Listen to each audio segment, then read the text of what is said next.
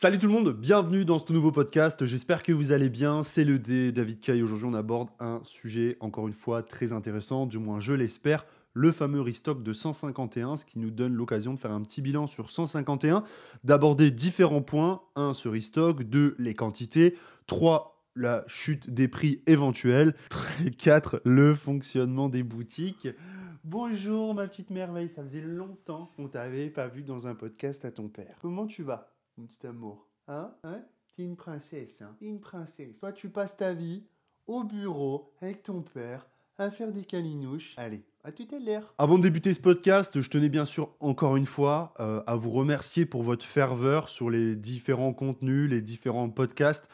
C'est toujours des succès, donc forcément, ça me pousse à toujours me remettre en question. Ça reste bien sûr extrêmement motivant. J'ai toujours envie de faire mieux. J'ai toujours cette petite appréhension de faire moins bien que la fois précédente. Donc voilà, je me donne à fond, je continue sur ma ligne de conduite et je tenais à vous remercier. Donc c'est parti pour ce podcast et bien sûr je compte sur vous pour un maximum de likes. Voilà, si vous pouvez faire 200, 300, 400 likes, ce serait super. On commence avec le restock de 151. Donc oui, il y a un restock qui a été annoncé de 151, notamment et majoritairement sur les bundles. Tout le monde connaît le bundle, donc display de bundle, bundle à l'unité. Et bien sûr, certains vont trouver quelques petits coffrets. On a toujours des petits restocks qui traînent par-ci, par-là. Beaucoup moins en ce moment, mais il y en a quand même. Ça peut être... alors, on n'a pas les coffrets classeurs. Les coffrets classeurs, on n'en voit jamais, mais ça peut être de la Minitine, du coffret lector, du coffret à la Kazam. Et généralement, c'est bien sûr dans les grandes surfaces. Ça va être du Auchan, King Jouet, Jouet Club, Fnac. Fnac, ça arrive régulièrement aussi. Donc voilà à peu près les enseignes où vous pouvez récupérer ce genre de coffret. C'est très anecdotique, il n'y a pas véritablement de date d'arrivage fixe. Dans mon Auchan, ça peut être demain et dans le vôtre, ça peut être dans une semaine par exemple. Donc voilà, restez à l'affût, on ne sait jamais, vous pouvez trouver un petit coffret. On va parler des quantités de ce restock et des éventuelles chutes de prix, donc en points 2 et 3. Donc déjà pour commencer les gars, je préfère vous dire que sur les quantités, ce sera jamais énorme. On a quelque chose d'assez intéressant et qu'on a pu voir avec Fable Nébuleuse.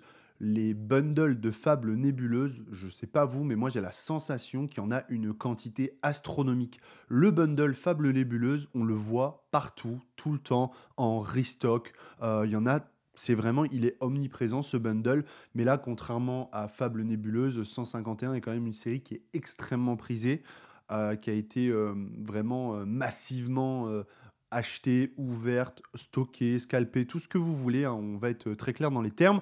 Et donc, ce restock, il est peu probable, je vous le dis clairement, que vous envoyez la couleur. Pourquoi? Tout simplement parce que dès que les boutiques émettent en pré-vente, par exemple, en précommande comme Auchan des bundles, eh bien, il y a un nombre de commandes qui est gigantesque et très rapidement, la grande majorité des commandes sont annulées par faute de stock, ce qui déjà nous indique que les quantités, même pour une grande surface comme un géant comme Auchan, ne sont pas énormes. Donc encore une fois, nous on reste centré sur ce bundle 151 qui est l'item qui va être, on va dire, le plus représenté dans ce restock. Encore une fois, bien sûr, vous allez peut-être pouvoir trouver, si vous avez un petit peu de chance, des coffrets, mais globalement, ce sera le bundle. Donc déjà, première mauvaise nouvelle, les quantités ne sont pas énormes. Et ensuite, on va parler d'une éventuelle chute de prix. Alors il est vrai que ces derniers temps, on voit beaucoup plus de bundles 151, notamment sur Vinted, en bundle, que ce soit à l'unité ou scellé.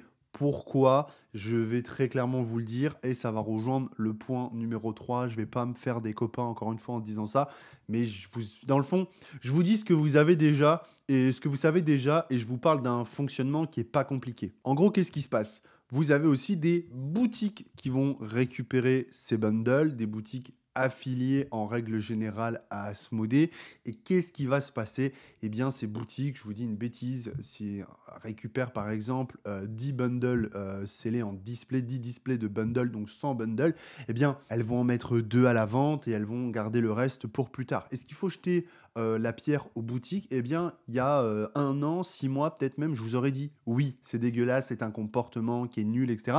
Et avec plus de temps, plus de recul et plus de réflexion, je me rends compte que la majorité des vendeurs Pokémon en boutique font des marges qui sont très petites globalement, notamment sur les displays, etc. On le voit, hein, les marges sont de plus en plus petites. Je parle pour nos vendeurs français qui ont quand même une concurrence accrue avec les pays avoisinants, qui ont règles de TVA un peu différentes, etc., etc. On va pas rentrer dans le débat de un tel paie pas la TVA, que c'est pas le sujet du jour, mais tout ça pour dire que la concurrence est rude et que les marges sont très faibles de manière générale sur Pokémon. Et donc ces boutiques qui vont obtenir, on va dire, un certain stock, une certaine quantité de ces bundles, ben, globalement, c'est aussi ces boutiques qui commandent beaucoup de EV3, EV4, EV5, EV6, des séries qui ne marchent pas particulièrement, qui injectent beaucoup de sommes et qui se retrouvent avec des quantités, des stocks sur le dos de ces séries qui sont pas véritablement prisées et qui, en plus de ça, se vendent très mal avec des marges très faibles. Donc, ils ont sorti une très grosse trésorerie et ils ont récupéré très peu. Donc, bah oui, il faut bien qu'ils mangent quelque part, il faut bien qu'ils s'y retrouvent quelque part, il faut bien qu'ils gagnent de l'argent quelque part. Et aujourd'hui, bah oui, ce serait pas politiquement correct pour ces boutiques de mettre les bundles sur leur boutique, on va dire, à 650 euros, alors qu'à l'heure d'aujourd'hui même, un bundle scellé, une display de bundle 151 à 650 euros serait un excellent prix. On est plus aux alentours des 750-800, mais c'est vrai que à l'approche d'un restock, il y a quand même une baisse temporaire, et je dis bien temporaire et extrêmement limitée des prix. C'est quelque chose qu'on a déjà pu constater sur des séries comme EB7 ou d'autres séries récemment avec que ce soit des displays ou des caisses de boosters sous blister ou de tripack. Je pense notamment à Origine perdue, je pense à Tempête argentée. Toutes ces cases qu'on a eues il y a à peine un mois ont déjà augmenté, ont pris 30-40% de valeur, donc c'est énorme. Donc vous vous doutez bien que sur une série aussi populaire que 151, eh bien, ce sera très compliqué de mettre la main sur des bundles ou des displays de bundles notamment à très bon prix. Néanmoins, c'est possible, si vous avez un peu de chance, que vous restez à l'affût, c'est pas quelque chose qui est impossible. Mais pour ceux qui espèrent une baisse de prix significative sur le temps, qui se disent il n'y a pas de problème, je pourrais trouver ma display de bundle 151 à 350 euros prochainement. Je ne pense pas que ce sera le cas. Il y aura peut-être quelques boutiques qui le feront, qui sont des boutiques dont Pokémon n'est pas le fond véritable de commerce, mais toutes les boutiques, on va dire, spécialisées sur Pokémon n'afficheront pas les bundles 151 à 350 euros, ou alors elles en mettront un ou deux si elles en ont eu 50 displays de bundles, tu vois, pour vous attirer sur la boutique. Bref, tout ça, c'est des techniques commerciales, c'est ce qu'on va appeler du marketing. Donc voilà, encore une fois, je vous appelle à la réflexion, même moi le premier, à ne pas tirer au lance-pierre sur ces boutiques Pokémon qui vous apportent du Pokémon toute l'année. Bah, faut bien qu'elles vivent, et c'est sur ce genre de produits qu'elles vivent. Et c'est parce qu'elles ont commandé des quantités astronomiques toute l'année sur des séries qui n'ont pas forcément très bien marché, que bah là, quand il y a un vrai produit, un vrai truc avec un peu de hype, et bah, elles peuvent avoir un peu de stock. Et donc, qu'est-ce qui va se passer? Bon, bah, soit elles le revendront au compte-gouttes sur leur site à un moment, tu vois, d'ici quelques semaines, quand l'orage sera passé, elles mettront des displays de bundles ou des bundles, voilà, à un prix un peu à l'entre-deux, tu vois, peut-être 650, 700 euros. Ou alors elles le revendront sur des réseaux annexes, tout simplement parce qu'on est en France sous un autre pseudo, de peur d'être critiqué, de peur de prendre la foudre, parce qu'on dira, bah eux, c'est une boutique affiliée à Asmodée, et regardez les prix qu'ils pratiquent. Bah oui, mais bon, les loulous, malheureusement, c'est un petit peu les règles du jeu. Encore une fois, je défends personne, je vous informe juste de fait de ce qui est factuel actuellement. J'ai pas de display de bundle 151. J'aurais énormément aimé en avoir une. Ce sera probablement pas le cas parce que j'ai personne en capacité de m'en fournir une. J'ai pas de bundle tout court non plus de 151.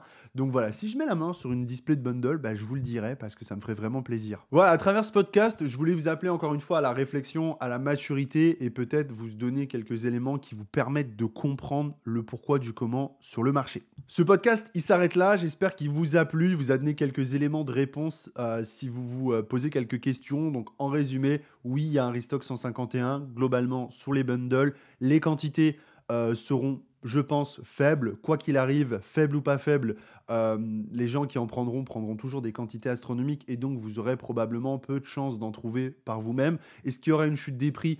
Elle sera peut-être possible, mais elle sera très brève et elle ne sera jamais à 30 ou 35 euros le bundle, du moins je ne pense pas, mais on n'est pas à l'abri de bonnes surprises. Restez à l'affût de vos boutiques favorites, vos boutiques locales, ça pourrait vous aider. Et je vous ai donné le fonctionnement des boutiques, du pourquoi, du comment, les prix sur les boutiques spécialisées Pokémon ne seraient pas bradés ou cassés, ou alors peut-être avec un stock qui sera ridicule pour vous attirer sur la boutique. Et c'est une technique marketing comme une autre, et ils ont bien raison. Je vous dis à très bientôt dans un tout nouveau podcast. J'espère que vous avez apprécié. C'est le dé pour la communauté. Peace.